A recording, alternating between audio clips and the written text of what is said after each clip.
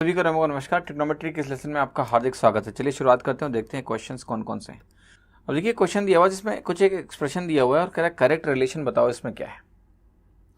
तो देखिए अगर क्वेश्चन को आप ध्यान से देखें तो पहली चीज जो मुझे साफ साफ दिख रही है कि देखो x square upon B square तो दो जगह आ रहा है, x square upon a square दो जगह आ रहा है। लेकिन अगर हम वाई के टर्म्स को देखें तो देखो एक बार Y square upon B square plus के साथ है, एक बार माइनस के साथ है, एक बार ये माइनस के साथ है और एक बार ये प्लस के साथ है। यानी हम y के साथ डिफरेंशिएशन कर सकते हैं, right. X square upon a square तो दो ऑप्शन में है एग्जैक्टली पॉजिटिव साइन के साथ, लेकिन y square upon B square अगर प्लस है तो एक में ही है, माइनस है तो एक में ही है, Y square upon a square minus एक में ही है, प्लस एक में ही है। तो यहाँ पर हमें कोशिश करनी चाहिए कि हमारा फोकस वाई पे हो। मैं क्या करूँगा, देखो आपका एक्स को जीरो रखूँगा। एक्स को जीरो रखने से क्या होगा, देखो ये टर्म गायब हो गया और यहाँ एक्स आपका जीरो हो गया, तो आपका माइनस वाई साइन थीटा जो है ये किसके बराबर आ गया, ये वाई के बराबर आ गया। यानी आप कहोगे कि आपका जो साइन थीटा है ये -1 के बराबर आ गया। साइन थीटा आपका किसके बराबर आ गया, it came out to be -1। अब आप बताओ अगर आपने एक्स को जीरो कर रखा है पहले ही तो आप यहाँ पर 1/y स्क्वायर लेके बैठो, 1/y स्क्वायर लेके बैठे हो और ये अब आपको कैलकुलेट करना है कि y square upon B square क्या होने वाला है, ठीक है। तो हमने x को जीरो किया है, अगर तो x को जीरो किया तो हमारे ऑप्शन में भी ये x के टर्म नहीं है, समझ लो। आपके पास जो कुछ वैल्यूज रहे हैं वो क्या है मैं आपको बता रहा हूँ। आपके जितने भी x के टर्म है वो गायब हो चुके हैं यहाँ से, समझ लो ऐसे कुछ कहानी। हमारा जो फोकस है वाई स्क्वायर पे ही है, इसलिए देखो वाई स्क्वायर हमारे पास बचा भी हुआ है, ठीक है। अब देखिए आपको करना क्या है कि साइन थीटा अगर -1 के बराबर है जो आपने निकाला अभी, तो आपसे पूछूंगा कि कॉस थीटा कितना होगा, आप कहोगे कॉस थीटा 0 हो जाएगा। जब साइन थीटा 1 या -1 होता है कॉस 0 होता है। कॉस 0 हुआ तो ये टर्म गायब हो गया। अब जो सेकंड एक्सप्रेशन है उसमें मेरा क्या बचा हुआ जरा ध्यान से देखो, 1/y square is equal to sine square theta upon B square, ठीक। अब यहाँ पर आप बताओ मुझे साइन स्क्वायर थीटा आपका क्या होगा 1, तो 1/y स्क्वायर आपका किसके बराबर आ जाएगा, बी स्क्वायर के, या मैं कहूँ y square upon B square. 1/y square आपका 1/b स्क्वायर है, सॉरी, तो y square upon B square आपका 1 के बराबर आएगा, जो कि किस ऑप्शन में लिखा हुआ है, सिर्फ बी ऑप्शन में। Y square upon B square 1 के बराबर सिर्फ बी ऑप्शन में लिखा है, डी ऑप्शन में -1 के बराबर लिखा हुआ है, और ए में तो -1 माइनस आपका y square upon a square है। तो इस तरीके से this is the most easy way to solve the question, ठीक है। बाकी इस क्वेश्चन में लोग बहुत कुछ करते हैं, आपको कुछ भी नहीं करना है। आपको जो मैंने बताया है वो एक तो ऑप्शन को सही से देखना है कि हम क्या यहाँ पर y को 0 लोगे तो आपको ज़्यादा कुछ हासिल नहीं होने वाला है, क्योंकि दो ऑप्शन मैच कर जाएंगे फिर y 0 लेने से। तो हम y को 0 नहीं लेंगे, हम x को 0 लेके आगे बढ़ेंगे, ठीक है, और आसानी से आपकी वैल्यूज़ यहाँ पर सॉल्व हो जाएंगी।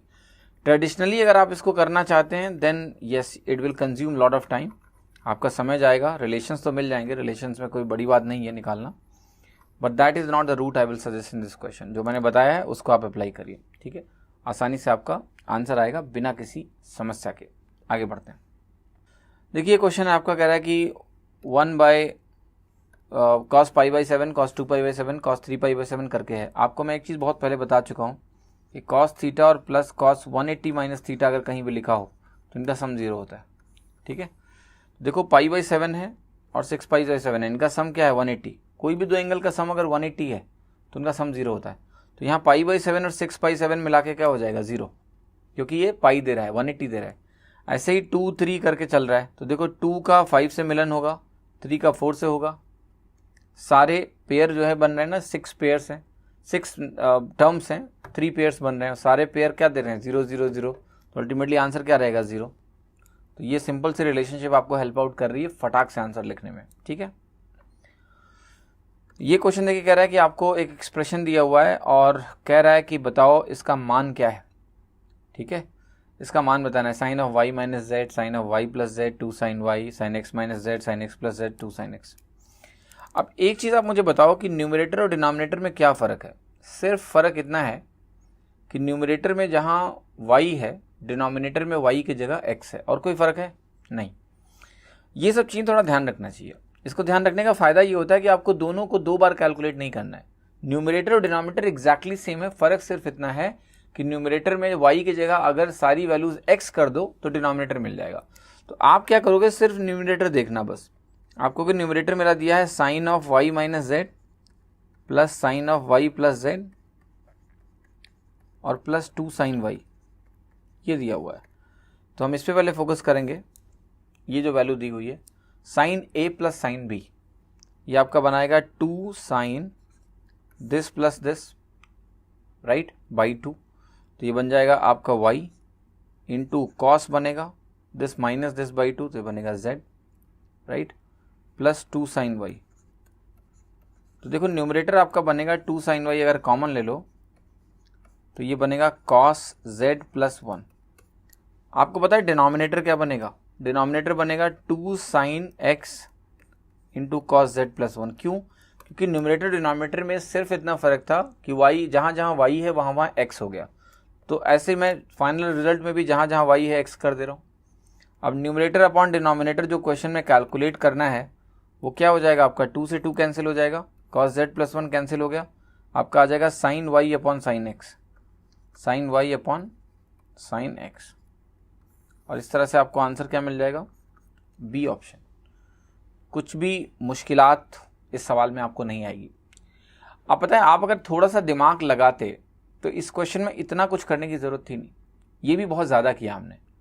आपको जैसे पता लगेगा कि न्यूमरेटर और डिनोमिनेटर क्या है, सिमेट्रिकल हैं, सिर्फ इतना फ़र्क है कि जो न्यूमरेटर में काम y कर रहा है डिनोमिनेटर में वही काम x कर रहा है। तो जो भी रिलेशनशिप आएगी वो भी सिमेट्रिकल होनी चाहिए, सिमेट्रिकल रिलेशनशिप आनी चाहिए कि जैसा न्यूमरेटर में है वैसा ही डिनोमिनेटर में होना चाहिए। तो यहाँ sine y upon sine x symmetrical है, कॉस x साइन y बिल्कुल भी नहीं है। कॉस x साइन y को अगर आप सिमेट्रिकल बनाने के लिए लेट से आपने कहा कि कॉस x को नीचे ले जाओगे तो साइन अपॉन सेक बनेगा। साइन और सेक सिमेट्रिकल थोड़े ना होते हैं, साइन है तो साइन होना चाहिए। ये साइन z अपॉन 1 है, नहीं है। यहाँ पर आप देखो y x, yes this is the symmetrical answer, only B can be correct. तो ये छोटी छोटी चीज़ें अगर आप ध्यान रख के चलते हो ना तो प्रॉब्लम सॉल्विंग एक तो इंटरेस्टिंग हो जाती है और बहुत आसान हो जाती है, जैसे मैंने यहाँ किया। ठीक है, very easily you can mark answer B without solving anything. ठीक है, चलिए सवाल देखिए। इसमें कह रहा है टेन थीटा और साइन थीटा का सम m है, डिफरेंस इनका n है, m n के बराबर नहीं है, m square minus n square क्या होगा? आप बताओ, m square minus n square अगर आप निकालने गए तो क्या वो m plus n into m minus n होगा? आप कहोगे यस। m प्लस n अगर मैं बोलूँ यहाँ पर क्या है तो आप कहोगे वो 2 tan थीटा है, और m माइनस n क्या है यहाँ पर? आप कहोगे वो तो 2 साइन थीटा है। Clear? That is what you will get, 2 tan theta. इसको आप कह सकते हो 4 times tan theta into sine theta. फिर आगे आप क्या कहोगे? आगे क्या करें? देखो आगे ज़्यादा कुछ नहीं करना है। आगे आप एक चीज़ बताओ मुझे कि जो वैल्यू आपको दी हुई है m और n, अगर आप इस वैल्यू का लेट से मैंने आपसे बोला कि प्रोडक्ट निकाल दो, mn प्रोडक्ट निकालो, तो प्रोडक्ट आपको क्या मिलेगा? आपको मिलेगा tan square theta minus sine square theta. बहुत ध्यान से देखना, ये क्यों निकाल रहा हूँ? क्योंकि दो ऑप्शन में mn दिख रहे हैं और मुझे जो है ना ये mm लिखा हुआ है, mn होना चाहिए, और 4 दिखा है तो मैं इस ऑप्शन की तरफ या इस ऑप्शन की तरफ ज़्यादा डाइवर्ट हो रहा हूँ। तो मैंने कहा क्यों ना पता करते हैं ये क्या है। tan square theta minus sine square theta आपके सामने मैंने लिखा, तो आप कहोगे ये वैल्यू हो जाएगी sign square theta upon cos square theta into 1 minus sine square theta, sorry into minus sine square theta. अब आप क्या कहोगे कि इसमें से आप ज़रा ध्यान से साइन स्क्वायर थीटा बाहर निकाल लो। अगर आपने बाहर निकाला तो ज़रा ध्यान से देखो ब्रैकेट के अंदर आपको क्या मिलने वाला है? आपको मिलने वाला है 1 minus cos square theta upon cos square theta मिलेगा। ओके, तो ये जो वैल्यू आपके सामने भी आई, इसको बहुत ध्यान से देखना। ये वैल्यू आपकी हो गई साइन स्क्वायर थीटा इंटू, ये बनेगा sign square theta 1 minus cos square theta, क्या हो गया आपका? Sign square theta upon cos square theta, ये बन गया tan स्क्वायर थीटा। अब ये देखिए काफ़ी इंटरेस्टिंग है कि आपका जो tan square theta minus sine square theta है वो sine square theta into tan theta के बराबर आ गया।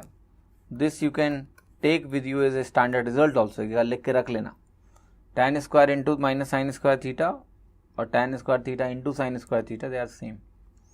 तो रूट mn क्या हो जाएगा आपका? रूट mn आपका हो जाएगा sine theta into tan theta, या फिर tan theta into sine theta बोल लें। तो ये वैल्यू क्या हो गई आपकी? 4 square root of mn root m n 4 square root of m n, जो कि आपका सी ऑप्शन हो गया।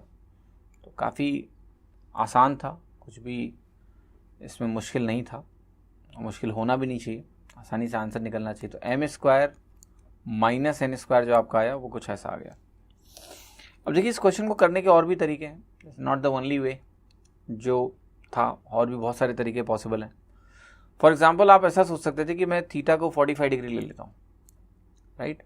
45 डिग्री लेके आपकी वैल्यू क्या हो जाती, m is equal to 1 plus 1/√2, n की वैल्यू हो जाती 1 माइनस 1/√2। आप इसको कहते हैं कि अगर मैं m square minus n square निकालने जाऊँगा तो आप खुद देखो आपको क्या मिलता, ये मिलता ट्वाइस ऑफ 1 प्लस 1/2, जिसको आप बोलते सिंपली 3। क्लियर। फिर आप कहते कि भाई मैं m इंटू एन निकालूंगा, m इंटू एन अगर आप निकालते तो 1 माइनस 1/2 मिलता, जो कि होता 1/2।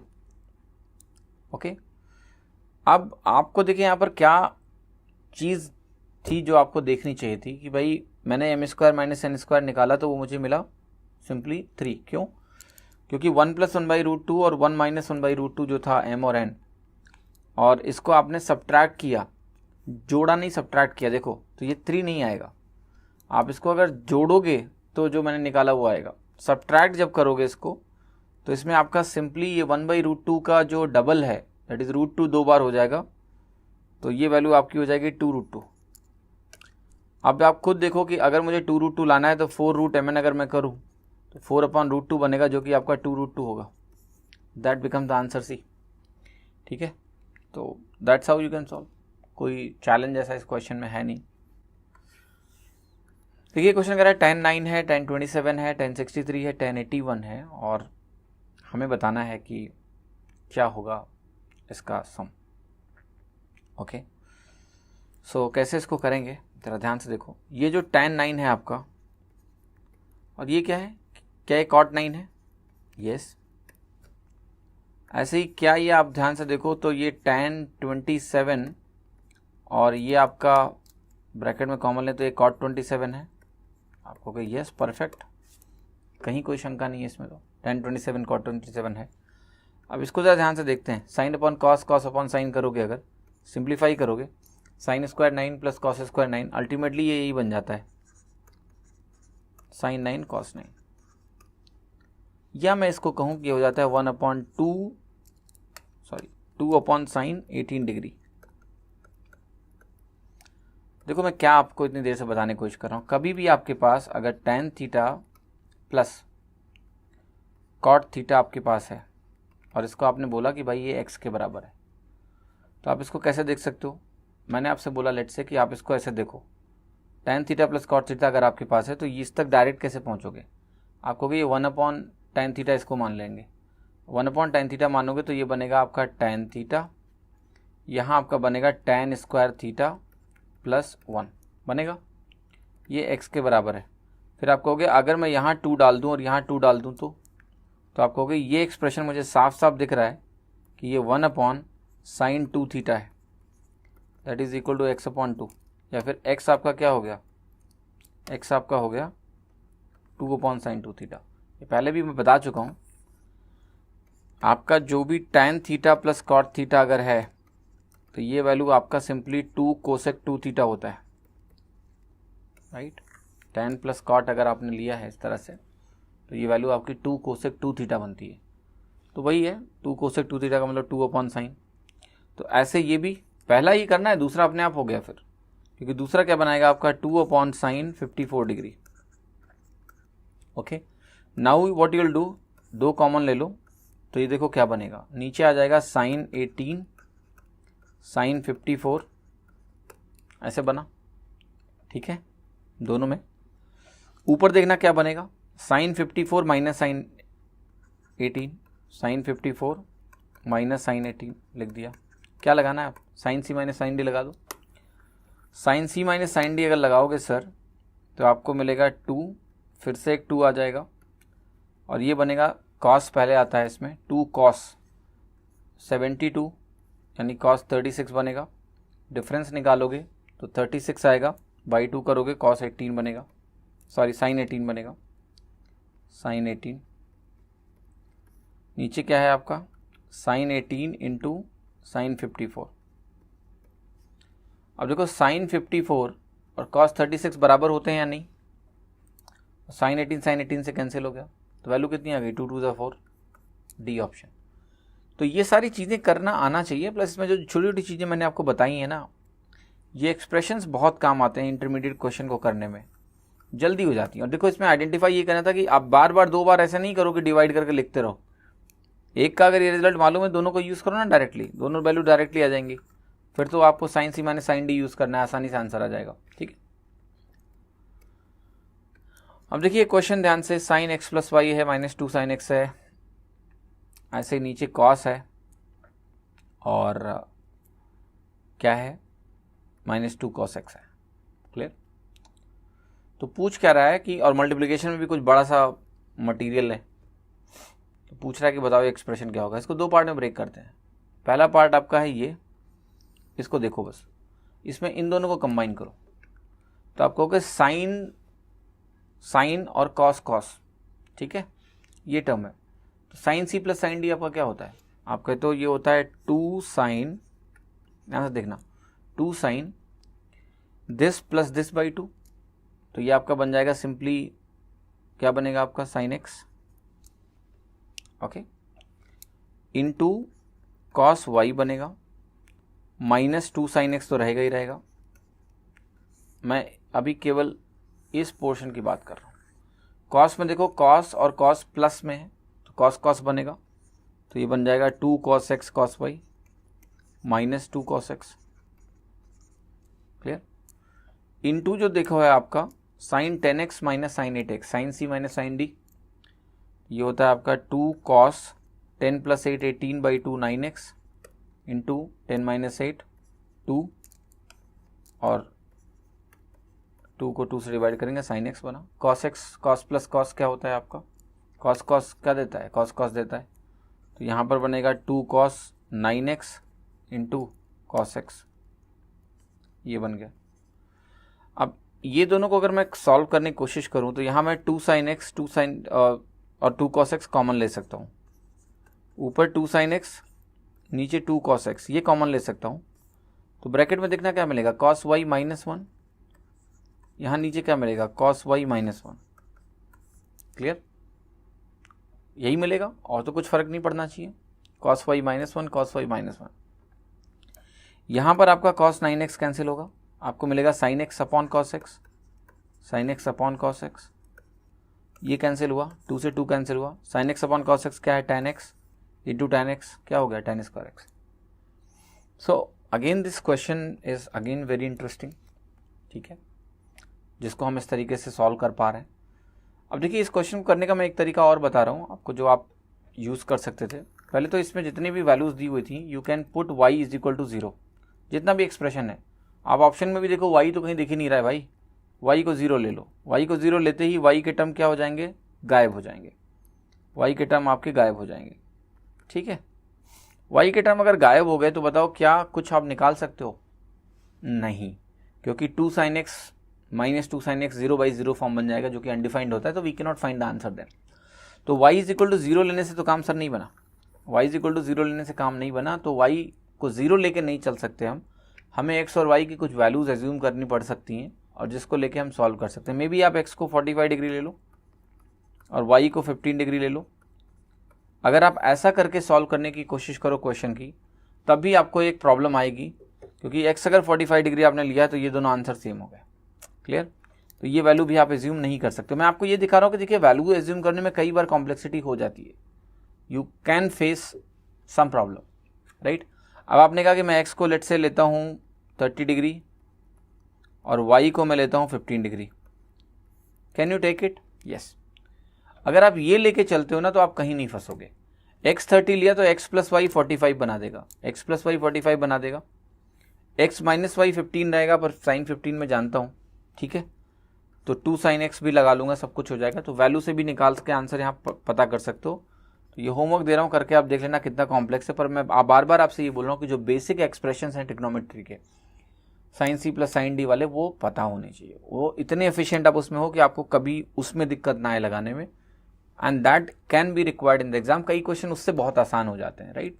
तो ये ध्यान रखिएगा, जब बड़े बड़े एंगल्स होते हैं, अब जैसे आपने यहाँ वैल्यू मान तो ली, जब आप यहाँ पर रखोगे ना एक्स की वैल्यू, तो ये 300 डिग्री हो गया, ये 240 डिग्रीज हो गया। तो जब एंगल चेंज होके सेकेंड, थर्ड, फोर्थ क्वाड्रेंट में चले जाते हैं तो कॉम्प्लेक्सिटी बढ़ जाती है, आप गलती कर बैठते हो वैल्यू निकालने में। देयरफॉर यहाँ पर आप साइन सी साइन डी वाली जो वैल्यू है कॉस सी कॉस डी लगाना वो ज़्यादा यूजफुल होता है। तो मेरा रिकमेंडेशन है कि इस क्वेश्चन को आप ऐसे ही करोगे, ठीक है, क्लियर। कई केसेस ऐसे होंगे जहाँ पर ऑप्शन में डिफरेंशिएशन हो जाएगा आसान वैल्यू लेने से, जैसे y = 0 लिया था हमने।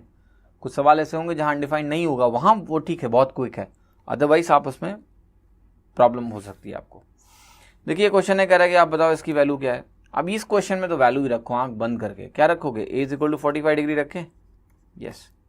a 45 रखेंगे तो हाफ हो गया ये 1 + sec a - tan a √2 - 1 का whole square upon cosec a = √2 और ये हो गया √2 - 1, ठीक। इसको सॉल्व करिए, ये 1/2 बाहर ही रहेगा, ये वैल्यू ऊपर हो गई 1 + 3 - 2 √2 डिवाइडेड बाई √2 × √2 - 1। ऊपर का जो न्यूमरेटर है वो बनेगा हाफ ऑफ 4 - 2 √2, जिसमें 2 अगर कॉमन ले लूँ तो ये बनेगा 2 - √2, क्लियर। या आप ऐसे देखो, 4 - √2 में अगर मैं 2 √2 कॉमन ले लूँ, 4 - 2 √2 में 2 √2 कॉमन ले लिया तो ये बनेगा √2 - 1। नीचे क्या बनेगा भाई, √2 × √2 - 1, ये देखो, तो √2 - 1 कैंसिल हुआ, √2 कैंसिल हुआ, 2 से 2 कैंसिल हुआ, आंसर क्या आ गया 1। अब आप सोच सकते हो कि भाई मैंने ए को क्या एज्यूम किया, ए को मैंने एज्यूम किया 45 डिग्री, क्या मैं कोई और एंगल एज्यूम कर सकता हूँ? क्या मैं ए को 90 डिग्री एज्यूम कर सकता हूँ? क्या मैं ए को 90 डिग्री एज्यूम कर सकता हूँ? एक चीज़ ध्यान रखना, 90 और 0 में इन दोनों में से कोई ना कोई एक अनडिफाइंड रहेगा। 90 में तो tan ही अनडिफाइंड है, और अगर आपने 0 ले लिया tan डिफाइन हो गया पर कोसेक अनडिफाइंड हो गया, ठीक है। ए अगर 0 लिया आपने तो साइन 0 0 होता है बट कोसेक अनडिफाइंड हो गया, तो वहाँ से आपको प्रॉब्लम्स आपकी बढ़ जाएंगी, राइट। सो इट्स बेटर कि आप इसको ऐसे ही सॉल्व करो, है ना, जैसे मैंने आपको अभी बताया है। तो इससे इतनी मुश्किल आपको नहीं होगी, है ना, आसानी से आपका आंसर भी निकलेगा, right. Just you need to look at it in a right वे।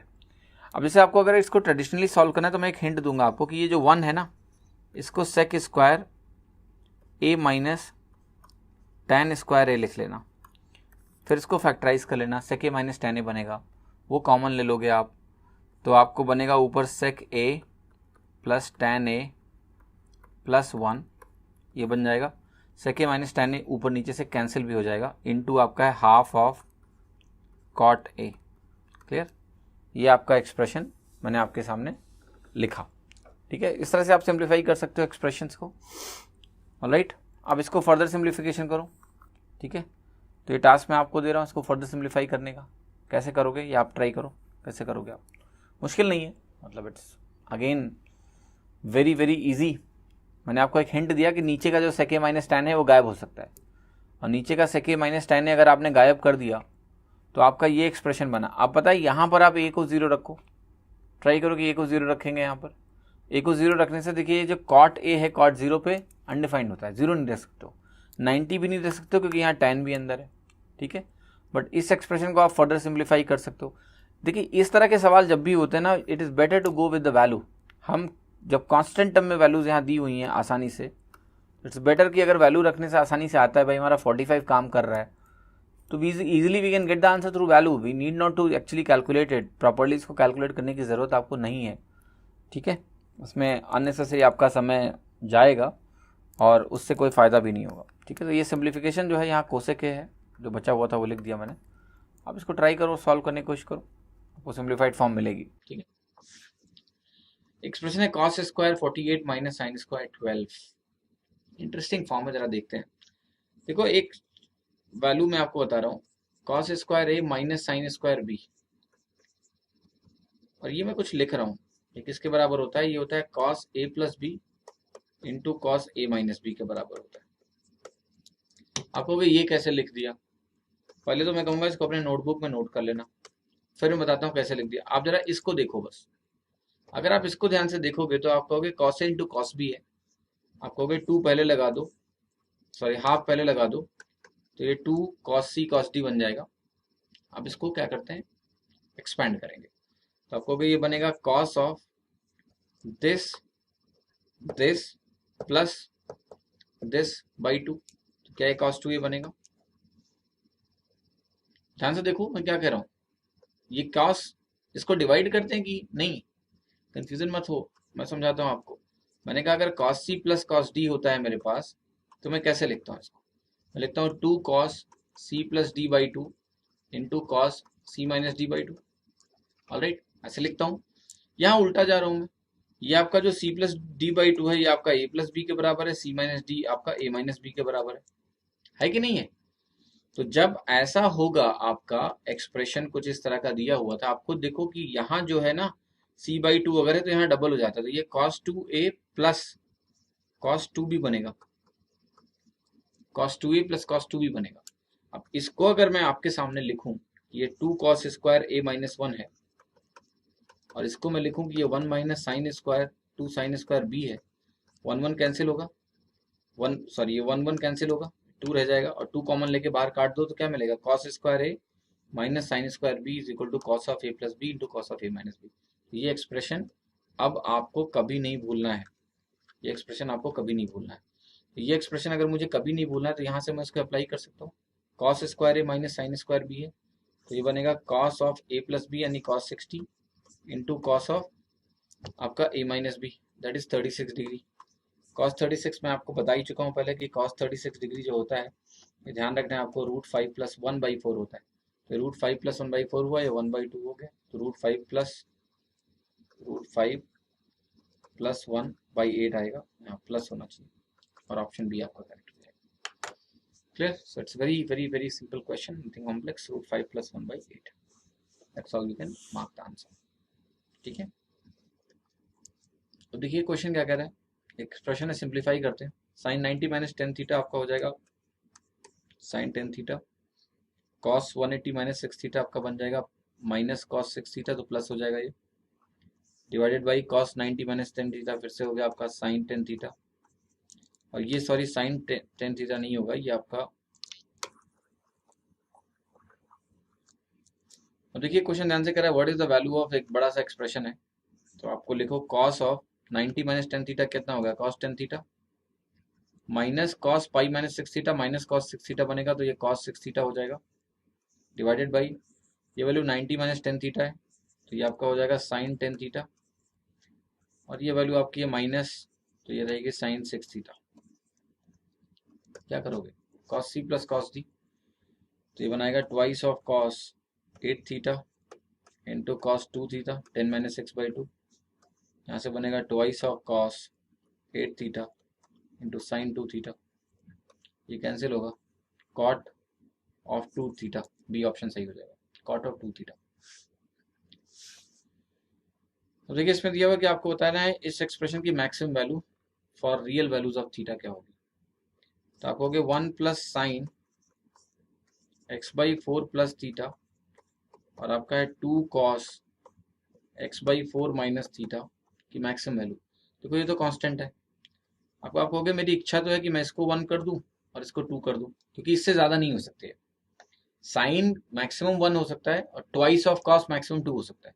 तो अगर मैं कहूँ अधिकतम मान की जो मेरी इच्छा है वो मैं 2 + 1 + 1 4 कर सकता हूँ, बट चूंकि दोनों में x के टर्म आ रहे हैं, जो दोनों में थीटा के टर्म्स आ रहे हैं, हो सकता है कि एक ही साथ ये दोनों 1 और 2 हो ही ना पाए, जब ये 1 हो ये 2 हो ही ना, तो हमें ये भी चेक करना होता है कि क्या एक साथ ऐसा हो सकता है। तो आप कहोगे इसको अगर मुझे 1 करना है तो आप कहोगे x/4 प्लस थीटा मेरा 90 डिग्री के बराबर होना चाहिए, अगर मैं इसको 1 चाहता हूँ तो, और इसको अगर मैं चाहता हूँ कि दिस एक्सप्रेशन इज 2, तो मैं चाहूंगा x/4 माइनस थीटा कितना हो, आपका 0 डिग्री के बराबर हो। ठीक है, तो आप कहोगे x/4 यानी थीटा के बराबर हो, x/4 अगर थीटा के बराबर है तो थीटा मेरा कितना होना चाहिए, 45 डिग्री, बस हो। तो एक थीटा की मुझे वैल्यू ऐसी मिल रही है जहां पर ये दोनों जो चाहिए वो हो रहे हैं, that is theta is equal to 45 degree, तो इसका मतलब मैक्सिमम वैल्यू 4 पॉसिबल है। कोई कंफ्यूजन है, रख के देखो थीटा 45, थीटा 45 और ये दोनों बराबर, 45 45 90, 45 45 0, दैट सिंपल। तो वहाँ पर ये 4 आ जाएगा मैक्सिमम वैल्यू, तो 4 इज द राइट आंसर। तो उम्मीद करता हूँ आपको ये लेसन पसंद भी आया होगा और काफ़ी कुछ समझ में भी आया होगा। Thank you.